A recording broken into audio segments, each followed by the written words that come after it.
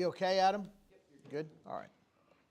All right, we're in Mark chapter 4 this morning, gentlemen. Mark 4.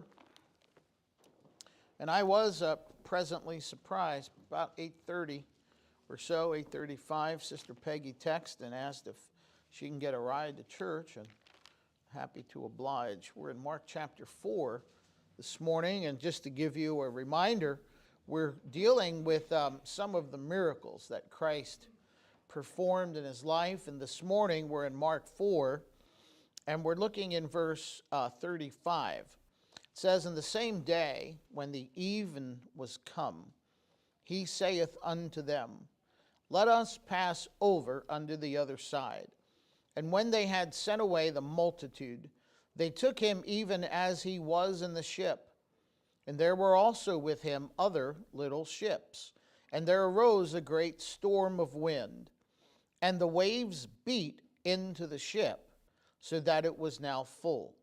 And he was in the hinder part of the ship, asleep on a pillow. And they awake him, and say unto him, Master, carest thou not that we perish? And he arose, and rebuked the wind, and said unto the sea, Peace, be still. And the wind ceased, and there was a great calm. And he said unto them, Why are ye so fearful? How is it that ye have no faith? And they feared exceedingly, and said one to another, What manner of man is this, that even the wind and the sea obey him? Now this is one of those miracles that's recorded in three gospel accounts in Matthew chapter 8, verse 23 through 27. Of course, we just read the account here in Mark. And then there's an account in Luke's gospel, Luke 8, 22 through 25. What I will tell you is that the gospel accounts, all three gospel accounts, deal with an insufficiency of faith. They all deal with the matter of faith. And so we look at the passage. When I look at it, I see that this is a very unique area. Okay, the Sea of Galilee is also known as the Lake of Gennesaret or Gennesaret, depending on how you say it, and it's a sizable body of water, and they're there. Christ has just gotten done dealing with a multitude of people, and he wants to go in a ship to the other side. And you know, uniquely, he wants to go in the evening time. Now, anybody who knows that area, and this is just stuff that I read, I've never been there, I can't say from experience, but what I read is that area, and we were just talking about this area here in the southern tip of New Jersey, you know, because of the topography of where we're at, having the Atlantic Ocean to our east, and then, you know, you have the bay on the west of the Cape of the tip. You know, you get a good bit of winds, okay?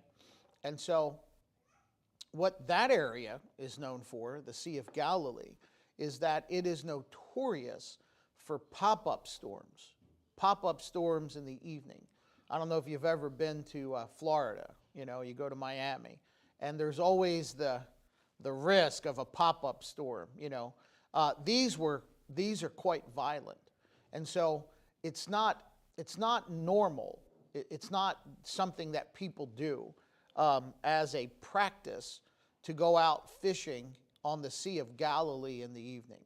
If you do so, you really have to know what you're doing. You have to have some experience to go, and so that's important because it's kind of setting up the miracle itself and what led to the miracle.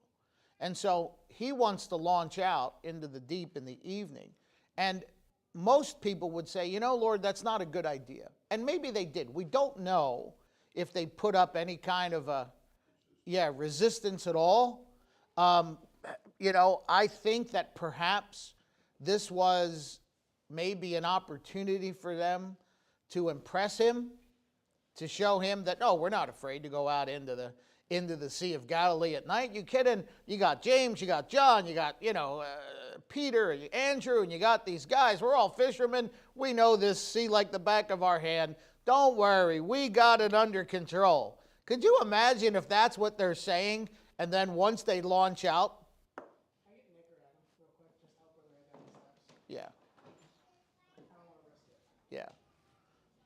So if that is the case, and that's just my personal conjecture, by the way, they're not putting up any resistance, and they're going to, seize this opportunity to impress the Lord. And so they get out into the deep, and there's some other ships with them. As a matter of fact, I'm pretty sure it says a few little ships, right? And out there, and one of those unpredictable storms pops up. Now, I'm not a water person.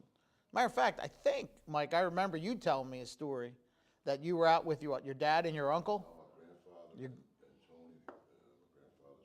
Your grandfather and a friend. You were out there, and, was it a storm? No, it just broke down. It just broke down in the middle of the night. I do not like, I'll go out on a boat.